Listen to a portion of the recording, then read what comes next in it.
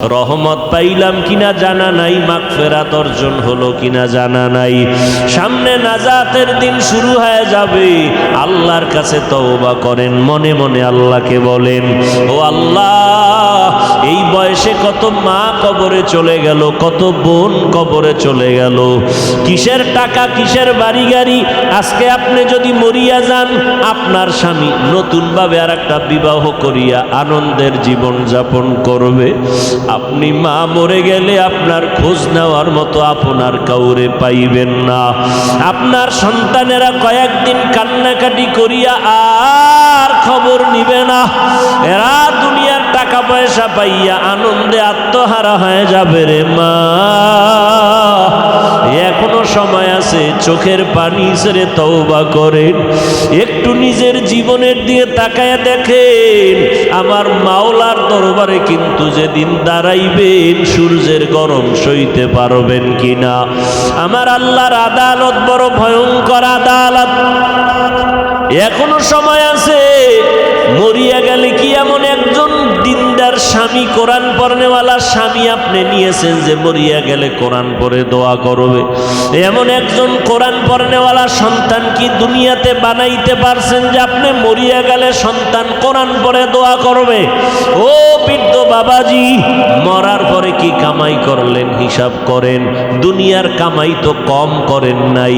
বাড়ির অভাব নাই, গাড়ির অভাব নাই, টাকার অভাব নাই, জমিনের অভাব নাই, ফসলের অভাব নাই। কিন্তু এই ক্ষণস্থায়ী দুনিয়া ছাড়িয়া যেদিন কাফন পরিয়া কবরে যাবেন, হাসরের মাঠের কোনো সম্পদ অর্জন করলেননি। দুনিয়াতে বাড়ির মালিক হইয়া মানুষ আপনাকে বাড়িওয়ালা বলে, গাড়িওয়ালা বলে, কিন্তু আপনি মরার পরে কিয়ামতের দিন কেউ কি বলতে পারবে আপনি কোরআনওয়ালার বাবা? আপনাকে কি কেউ বলতে পারবে আপনি কোরআনওয়ালার মা? বলতে পারবে আপনি সুন্নাতওয়ালা আমলকারীর মা? বাড়িওয়ালা হইলেন, গাড়িওয়ালা হইলেন, টাকাওয়ালা হইলেন, সম্পদওয়ালা হইলেন, কিন্তু কোরআনওয়ালার বাবা হইতে না পারাটা বড় দুঃখের কথা। এখনো চেষ্টা করেন কোরআনওয়ালার মা বাবা হওয়ার জন্য। আল্লাহর কোরআন নিজেও পড়েন, সন্তানকেও শিখান। পিছনের গুনার জন্য তওবা করে চোখের পানি ছেড়ে আল্লাহকে বলেন মনে মনে, আল্লাহ আর গুনাহ করব না, আর রোজা ভাঙবো না, নামাজ ছাড়বো না, তারাবি ছাড়বো না, তাহাজ্জুদ ছাড়বো না, পরিপূর্ণ নামাজ পড়বো, পরিপূর্ণ 20 রাকাত তারাবি পড়বো, পরিপূর্ণ রোজার হক আদায় করে মিথ্যা বলবো না, গীবত করবো না, কারো পরনিন্দায় যাব না, কারো উপরে জুলুম করব না, কারো হক নষ্ট করব না। আল্লাহর মোহাব্বত নিয়ে যদি তওবা করতে পারেন, আমার আল্লাহ জীবনের গুনাহ মাফ করবেন। আল্লাহর কাছে তওবা করেন, ও আল্লাহ তুমি আমাদের জীবনের গুনাহ মাফ করো, তওবা আমাদের কবুল করে নাও। ও যুবকেরা, দাড়ি কাটিয়ে আর নবীরে কষ্ট দিও না। নবীজির সুন্নতের পোশাক আর দূরে ফালায়া দিও না রে বাবা। মরণের পরে তো সেই সুন্নতি পোশাক মাথা ঢাইকা বইরা যাবা, কিন্তু লাভ হবে না। মরণের আগে মদিনার সুন্নতের পোশাক লাগাও। আল্লাহর কাছে বলো, আল্লাহ তুমি তৌফিক দাও, আমার মনে চাই কিন্তু পারি না, তুমি তৌফিক দাও। আর দাড়ি কাটবো না, মা বাবারে কষ্ট দিব না, নবীর সুন্নত ছাড়বো না, কোরআন পড়ার চেষ্টা করব, কোরআন শিখব, নবীর তরিকায় চলবো। আল্লাহ আমাদের সবাইকে কবুল করেন, বলেন আমিন। আলহামদুলিল্লাহি রাব্বিল আলামিন, ওয়াসসালাতু ওয়াসসালামু আলা সাইয়্যিদিল আমবিয়াই ওয়াল মুরসালিন ওয়া আলা আলিহি ওয়া আসহাবিহি আজমাইন। ইয়া আরহামার রাহিমিন, ইয়া আরহামার রাহিমিন, ইয়া আরহামার রাহিমিন। রব্বিরহামহুমা কামা রব্বায়ানি সগীরা। সবাই জবান খুলে পড়েন, রব্বিরহামহুমা কামা রব্বায়ানি সগীরা। اللهم إنك عفو كريم তুহিব্বুল আফওয়া ফাআফু আন্না রব্বানা আতিনা ফিদ দুনিয়া হাসানাতাও ওয়া ফিল আখিরাতি হাসানাহ ওয়া কিনা আযাবান নার। ও আল্লাহ, আমরা ওলামায়ে কেরাম, কিছু মুরব্বী, হাজী সাহেব, ব্যবসায়ী, চাকরিজীবী, যুবক, ছাত্র ভাই, পর্দার আড়ালের কত মা বোনদের নিয়ে আপনার দরজায় হাজির হয়ে গেছি। ও আল্লাহ, আমরা সবাই রোজাদার। আয় আল্লাহ, সাদা দাড়িওয়ালারা এখানে হাজির,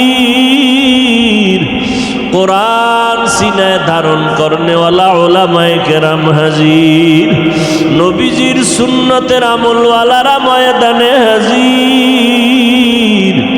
আয় আল্লাহ, আমরা আপনার দরজায় গুনার বোঝা নিয়ে হাজির হয়ে গেছি।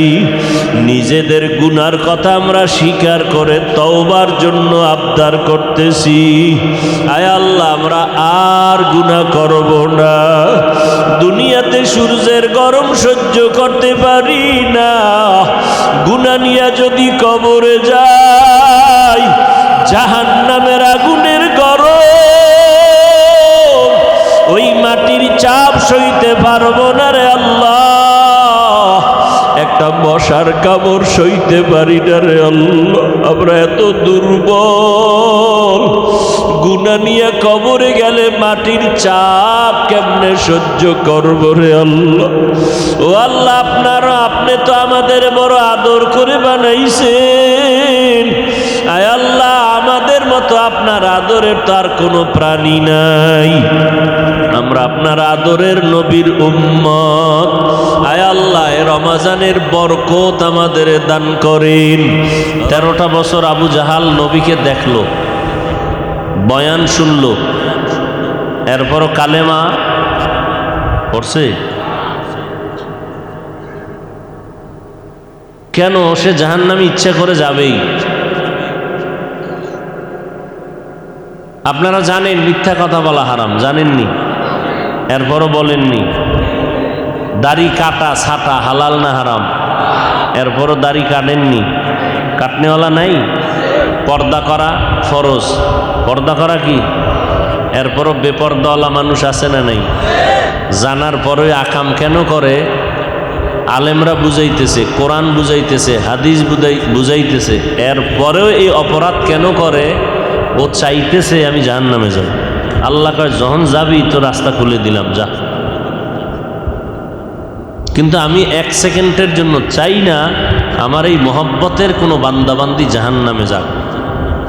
চাই না। তার দলিল কি? 1 নাম্বার দলিল, তোরে বানাইছি আমি খুব আদর কইরা। দ্বিতীয় দলিল, আমি আল্লাহ এই আয়াতের দ্বারা তোদেরকে তওবার দিকে ডাকতেছি, ফিরে আয়। মানুষ কোটি কোটি গুনাহ এক রাতে করে নাই, একদিনে করে নাই। অল্প অল্প গুনাহ করতে করতে করতে করতে আজ 80 বছর মনে হয় গুনার পাহাড় হয়ে গেছে। আল্লাহ বলেন, 80 বছর লাগায় অল্প অল্প করে যেই পরিমাণ গুনাহ করছো, আমি আল্লাহ তোরে কি পরিমাণ মায়া করি জানো? আমার কাছে ক্ষমা চাবি, টোটাল 80 বছরের গুনাহ 1 সেকেন্ডে সব মাফ। আদালতে মামলা হইছে, মার্ডার মামলা, হত্যা মামলা। হত্যা মামলার ধারা আলাদা, রায় আলাদা, বিচারক আলাদা। আর এক মামলা হইছে একই ব্যক্তির নামে, ধর্ষণ মামলা। আর এক মামলা ডাকাতির মামলা, আর এক মামলা দুর্নীতির মামলা। এক এক মামলার বিচারক আলাদা, রায় আলাদা, হাজিরা আলাদা, ঠিক নি? রায় আলাদা। এক মামলায় যাবজ্জীবন, এক মামলায় এতশো টাকা তোমার জরিমানা, এতশো হাজার টাকা জরিমানা দাও। এই এক এক মামলার এক এক রায়, শুনানি চলতেছে, চার্জশিট হচ্ছে, সাজা হইতেছে। আল্লাহ বলেন, তুই কত ধারায় কত অপরাধ করছো? ধর্ষণ করছো? আমার আদালতে খাতায় লেখা আছে তুই ধর্ষণের মামলার আসামি। আমার তোর আমলের খাতায় লেখা আছে তুই চুরির মামলার আসামি, তুই জালেমের মামলার আসামি। আমি আল্লাহ কোনো ভিন্ন আদালত বানাই নেই। তোর 80 বছরের হাজারো ধারার মামলা আছে, আমার কাছে আলাদাভাবে শুনানিও দেওয়া লাগবে না যে আমি এই মামলার আসামি। আল্লাহ বলেন খালি বলবি আমি অপরাধী, তোর জীবনের সব ধারার মামলা 1 সেকেন্ডে শেষ। এইরকম একজন আপন আছে পৃথিবীতে? কেউ? মা বাবা আছে? নেই। স্বার্থের টানে মা বাবা সন্তানকে জবাই করে, সন্তানকে ত্যায্য করে দেয়, সন্তানকে ঘরবাড়ি ছাড়া করে দেয়। আর আল্লাহ কি পরিমাণ অপরাধ তো করলাম, এরপর আল্লাহ ডাকতেছেন ইয়া ইবাদি, হে বান্দারা। আল্লাহ যদি বলতেন হে মুমিনেরা, তাহলে শুধু মুমিন তওবার সুযোগ পেত, বেঈমান পেত না। আল্লাহ এখানে মুমিন মুসলমান আলাদা করেন নাই। আল্লাহ বলেন যারা আমার বান্দা তোমরা তাড়াতাড়ি ফিরে আসো, তওবার পথে আসো। অপরাধ করেছো, আমি তওবার দরজা খুলে দিলাম, তওবা করবা। যেই লাইনেই থাকো, যেই ধর্মেই থাকো, তোমরা আমার বান্দা যদি হও আসো, আমি জীবনের গুনাহ মাফ করে দিব। এ হিন্দু ধর্মের মানুষ, তুই আমার বান্দা। খ্রিস্টান ধর্মের মানুষটা তুই আমার বান্দা। তুই ঈসা নবীর বান্দা না। ইহুদি ধর্মের মানুষেরা তোরা মুসা নবীর বান্দারা, আমার বান্দা। বান্দা বললেই তো প্রমাণ আল্লাহর বান্দা, আর কারো বান্দা নাই। এরপরেও আল্লাহ বলেন আমার বান্দা যারা আছো আয়। বান্দা বললেই প্রমাণ আল্লাহর বান্দা। আমার বান্দা কেন বলেছেন? আল্লাহ বলেন আমার বান্দা বলার কারণ, দুনিয়াতে অনেক মানুষ ক্ষমতার পাওয়ার পাইয়া আমি আল্লাহর বান্দা স্বীকার করতে চায় না। আমি আল্লাহ ওদের হুঁশিয়ার সংকেত দিয়ে দিলাম, তোরা বৌদ্ধ ধর্মের অনুসরণ করলে কি হবে? গৌতম বুদ্ধ তোদের মালিক না, তোদের মাবুদ আমি আল্লাহ। তোরা আমি আল্লাহরই বান্দা, আর কারো বান্দা না। অপরাধ করেছো, আয় ফিরে আয়, তওবা করবি, আমি সব গুনাহ একত্রে মাফ করে দিব। আতিনা ফি দারে দুনিয়া না হাসান, আতিনা ফি দারে উকবা না হাসান, ইয়া গিয়াসাল মুস্তাগীসিন হদিনা লাফতিখারা বিল উলুমি ওয়াল গিনা।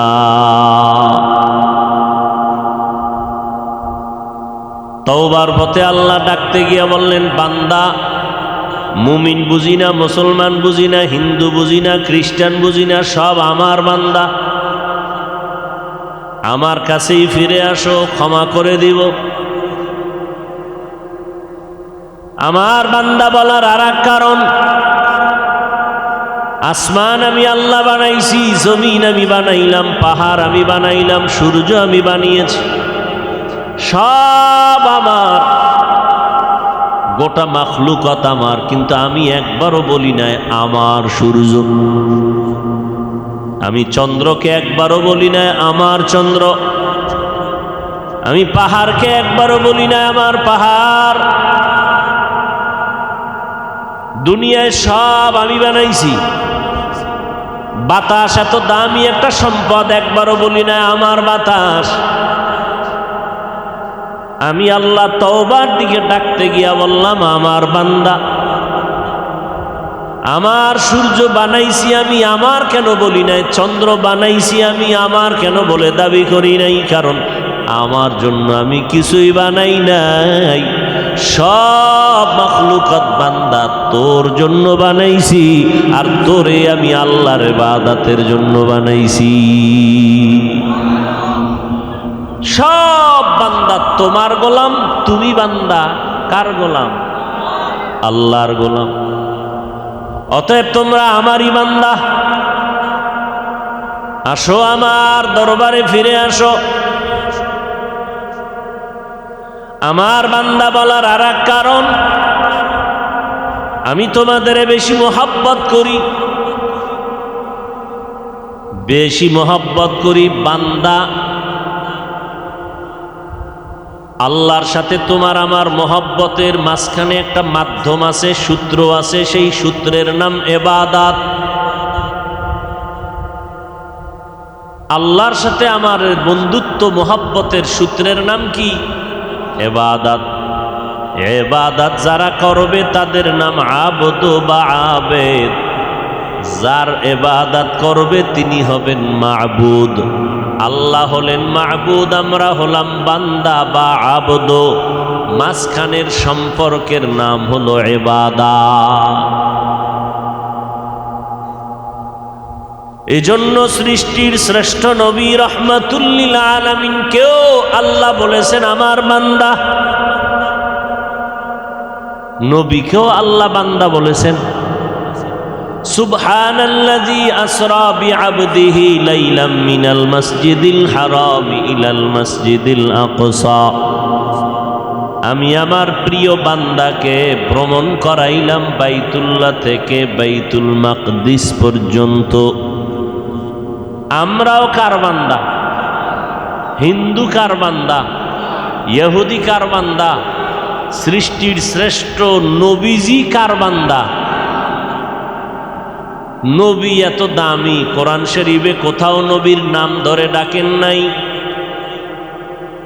মূসা নবীর নাম ধরে ডাকলেন, ওয়ামা তিলকা বিয়ামিনিকা ইয়া মূসা। ঈসা নবীর নাম ধরে আল্লাহ কোরআনে ডাকলেন, ইয়া ঈসা ইবনে মারইয়াম। ইব্রাহিম নবীর নাম ধরে ডাকলেন, ওয়ানাদাইনাহু আইয়া ইব্রাহিম। কিন্তু আমার নবীর নাম কোরআনের কোথাও নামটা উল্লেখ করে ডাকেন নাই। যেখানে যেখানে আমার নবীকে ডাকার প্রয়োজন, সম্বোধন করার প্রয়োজন, সেখানে এমন নাম ছাড়া এমন কিছু অলংকার যুক্ত শব্দ আল্লাহ চয়ন করেছেন, যেই শব্দগুলোর ব্যাখ্যা বোঝার জন্য সময়ের ব্যাপার। ইয়া আইয়ুহাল মুযাম্মিল কুমিল লাইলা ইল্লা কালিলা।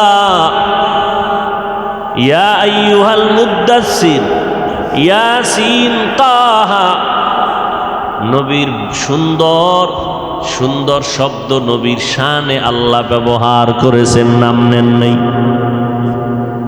নবীর নামের সম্বোধনের ক্ষেত্রে সৃষ্টির শ্রেষ্ঠ শব্দ আল্লাহ ব্যবহার করেছেন রাহমাতুল লিল আলামিন, খাতামুন নবিয়্যিন, ইমামুল মুরসালিন, বাশীরা ওয়া নাযীরা। নবীকে কাউসার ওয়ালা বলে ডাকছেন, ইন্না আ'তাইনাকাল কাউসার। কিন্তু মেরাজের ঘটনা বলতে গিয়ে আমার নবীরে বললেন আমার বান্দা। কারণ আল্লাহ বান্দা বলে ডাকার কারণ, আল্লাহর সাথে মাখলুকতের মধ্যে শ্রেষ্ঠ মানুষ, এদের সাথে আল্লাহর সম্পর্কের মাধ্যমের নাম ইবাদত। যারা ইবাদত করে তারা বান্দা, যার ইবাদত করে তিনি মাবুদ। সারা দুনিয়াতে কিয়ামত পর্যন্ত আদম নবী থেকে যত ইবাদত করনেওয়ালা ছিল, আছে, থাকবে, আমার নবীজির মতো ইবাদত করনেওয়ালা কেউ নাই। এজন্য আমার নবী শ্রেষ্ঠ বান্দা। আর বান্দা বলতে গেলে বুঝতে হবে সে নূরের। বান্দা কি নূরের? ফেরেশতা কি আল্লাহর বান্দা? বলেন না। জিনেরা আল্লাহর বান্দা? বান্দা বলতে কি বলেন? মাটির সৃষ্টি মানুষ। মনে থাকবে? বান্দা বলতে কি নূরের সৃষ্টি? বান্দা বলতে আগুনের সৃষ্টি? কিসের সৃষ্টি? তাহলে আল্লাহ নবীরে বান্দা বলছেননি? কথা বলেন না কেন? এত জিদ কেন শরীরের মধ্যে? দাড়ি নেই, টুপি নেই, সুদের টাকায় ব্যবসা করেন, নবী বান্দা না নূর এ নিয়ে কিলাকিলি করেন। সুবহানাল্লাযী আসরা বিআবদিহি, নবীকে আল্লাহ বলেন আমি আমার বান্দাকে সফর করাইছি মক্কা থেকে বাইতুল মাকদিস, সেখান থেকে সপ্তম আসমান, লৌহ কলম, আরশ কুরসি। বান্দা বলতে নূরের সৃষ্টি, বান্দা মানে আগুনের সৃষ্টি। তা কিলাকিলি করেন কেন? হ্যাঁ, 24 ঘন্টা নবীর সুন্নত মানবেন, এইটা হলো আপনার করণীয়। কিসের সৃষ্টি নিয়ে কিলাকিলি? আপনার এটা কোনো কাজ? এটা তো একটা আকাম, এটা তো কোনো কাম না। শয়তানে যারে ধরে কাম থুইয়া আকাম করে, কাম থুইয়া আকাম করে। দাড়ি লম্বা করো, এই কাম নাই, আকামের দোকানদারি লয়ে বয়রিস। হ্যাঁ, এটা কাম। মদিনার লাইনে চুলগুলো চারো মাথার চারো পাশ পুরা চুল এক সাইজে রাখবা, সামনের থেকে ভাল্লুক, পিছন থেকে উল্লুক। কারণ কি? হ্যাঁ, বানরের বাচ্চা হয়ে গেছো? বেঈমানের স্লোগান শুনে যে আমাকে বানর ছিল পূর্ব, বানর থেকে আমরা হয়েছি। এই বানর থেকে হয়েছি। বানরের দাম বেশি না মানুষের দাম বেশি? তো বানরের সাথে আমাকে তুলনা দিয়ে সম্মান বাড়াইলো না কমাইলো? এরপর ওই কমানোর স্লোগানে এত চেঁচামেচি কেন করে?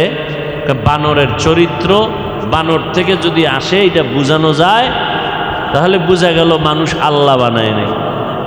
তা আল্লাহ যেহেতু বানায় নাই, তা আল্লাহর বিধান মানার দরকার নেই। বানরের মতো রাস্তাঘাটে চলো, যৌবনের প্র্যাকটিস করো, বানরের মতো উলঙ্গ থাকো, বানরের মতো ওই স্বভাব চরিত্র নিয়ে চলো। আল্লাহ হেদায়াত দান করুন। আমরা মানুষ মতো দামি পৃথিবীতে আর কোনো প্রাণী নেই। 5 ওয়াক্ত নামাজ পড়বেন, এটা কাম। সময় নাই, তারাবি ঠিক মতো পড়তে পারে না, সময় নাই। ঘুমায় কয়টায়? কয় 1টায়। তো মাঝখানে কি করছো? আকাম। কহ 4 দোকানে বইয়া মোটামুটি 13টা বিড়ি টানা হয়ে গেছে। 20 রাকাত তারাবি পড়ার টাইম নাই, বিড়ি টানার টাইম আছে। চায়ের দোকানে বসে আড্ডা দিয়া রাত্র 1টা পর্যন্ত, সে টাইম আছে। ভোর রাত্রে 1.5 পেট খাওয়ার টাইম আছে, 2 রাকাত তাহাজ্জুদ পড়ার টাইম নেই।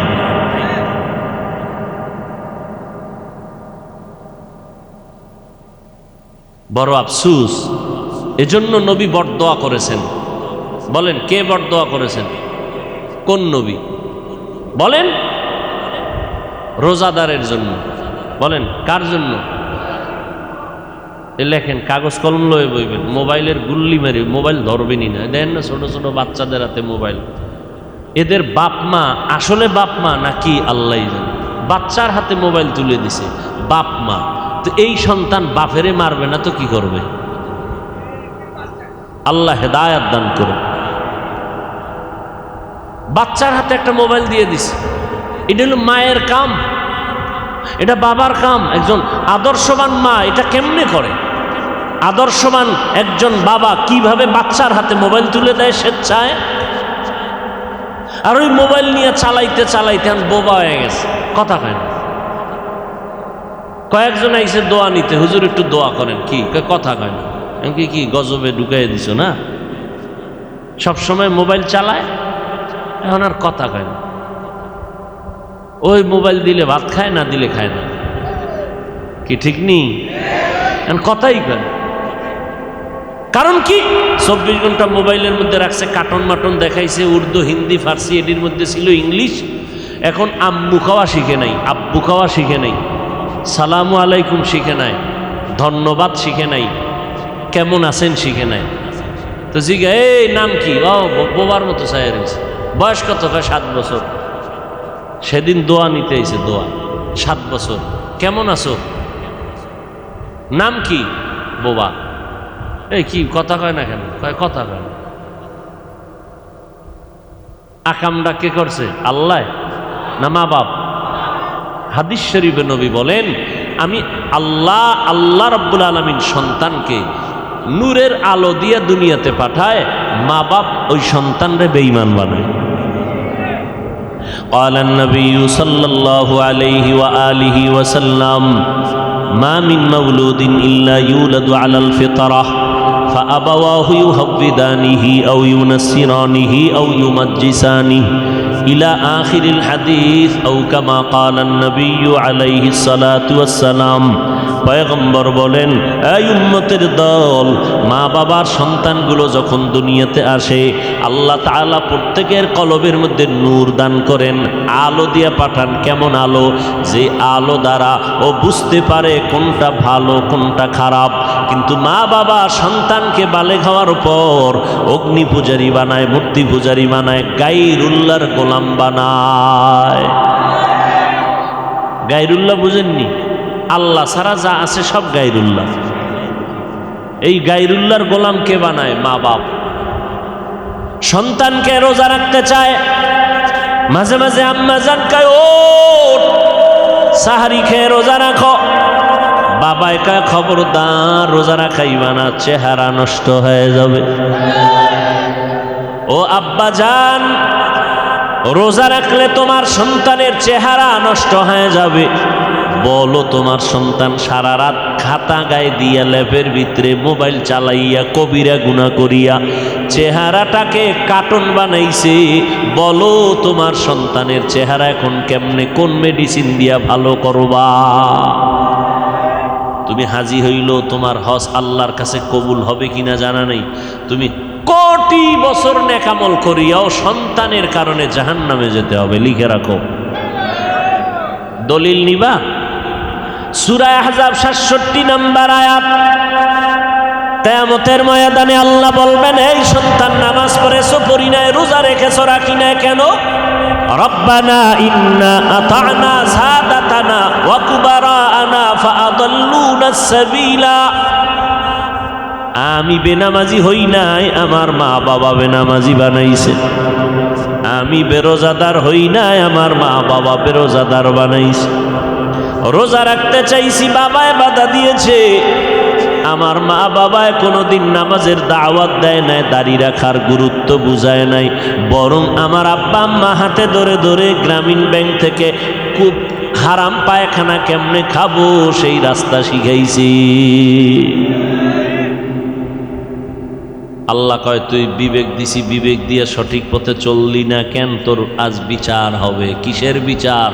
বলে ইন্নাস সামআ ওয়াল বাসারা ওয়াল ফুআদ কুল্লু উলাইকা কানা আনহু মাসউলা। বিবেকের বিচার হবে। সন্তান কয়, বিচার না আমার করবেন কেন? যদি করে নই তা আমার একটা দাবি, রব্বানা আতিহিম যিফাইনি মিনাল আযাব ওয়াল আনহুম লা'নান কাবীরা। আমারে ফিডা যদি একটা দাও, ডবল ফিডা মা বাপরে দিতে হবে। কোরআনের আয়াত। এজন্য আল্লাহ বলেন, ইয়া আইয়ুহাল্লাযীনা আমানু কু আনফুসাকুম ওয়া আহলিকুম নারা ওয়াকুদুহান নাসু ওয়াল হিজারা আলাইহা মালাইকাতুন গিলাযুন শিদাদুন লা ইয়াসুনাল্লাহা মা আমারাহুম ওয়া ইয়াফআলুনা মা ইউমারুন।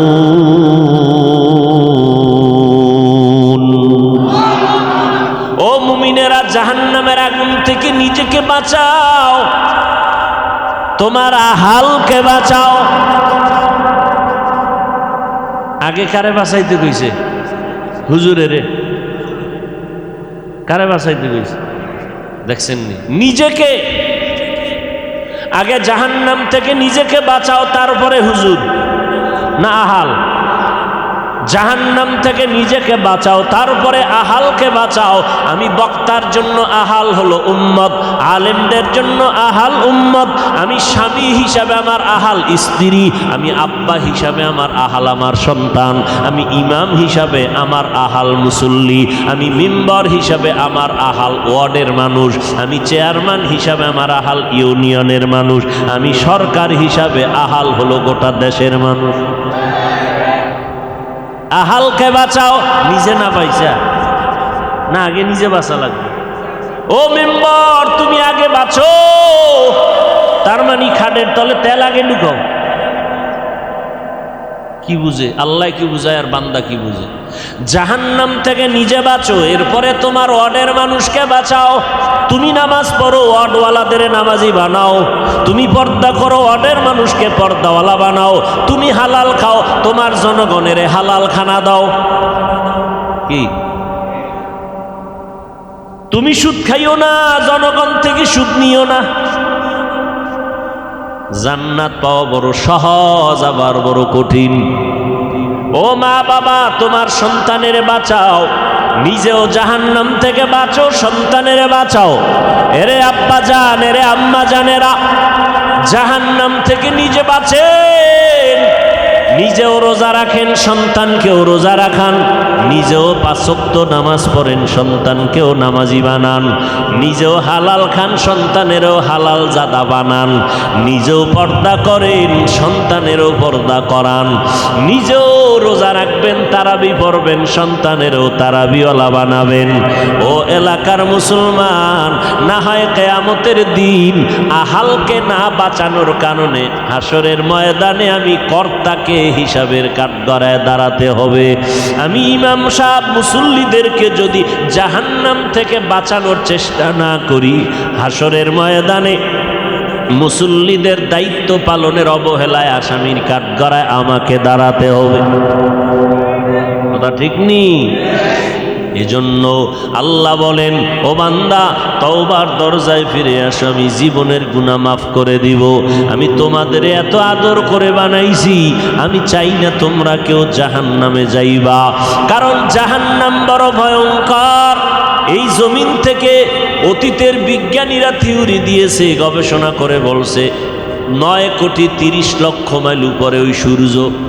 যদিও হিসাবটা তাজা মিথ্যা কথা, কারণ সূর্যের 1000 কোটি ভাগের কাছে এখনো পর্যন্ত কেউ পৌঁছতে পারে নাই, পারেও কিনা জানা নাই, কারণ সূর্যের এত তাপ। এরপরও যদি কিছু টাইমের জন্য ধরে নেই 9,30,00,000 মাইল উপর থেকে সূর্যের গরম, বাইরে গিয়া দাঁড়াইয়া থাকা যায় না। কিন্তু হাসরের ময়দান যেদিন কায়েম হয়ে যাবে, ওই দিন এই সূর্যটা মাথার উপরে নেমে আসবে, জমিনটা হয়ে যাবে তামা। আবার অন্য দিক থেকে জাহান্নামের আগুনের গরম। কি উপায় হবে সেদিন? ও যুবক, তোমার মতো কত যুবক আল্লাহর মোহাব্বত নিয়ে দেখো একবেলার নামাজও বাদ দেয় না, স্কুল কলেজে পড়ে, ঠিক ওই নামাজ ছাড়ে না। তোমার মতো যুবক সন্তান র্যাব, আর্মি, পুলিশ, বিডিআরের চাকরি করে নামাজ বাদ দেয় না, রোজা ভাঙ্গে না। অথচ তুমি রোজা রাখতে পারো না। আমার 6 বছর, 7 বছর, 9 বছরের কন্যা একটা রোজাও ভাঙ্গে না। 6 বছর থেকে আমরাও রোজা ভাঙ্গি নাই। রোজা রাখতে যদি এক রাত্র না উঠাই, কয় না খাইয়া থাকবো, কেন উঠাইলা না?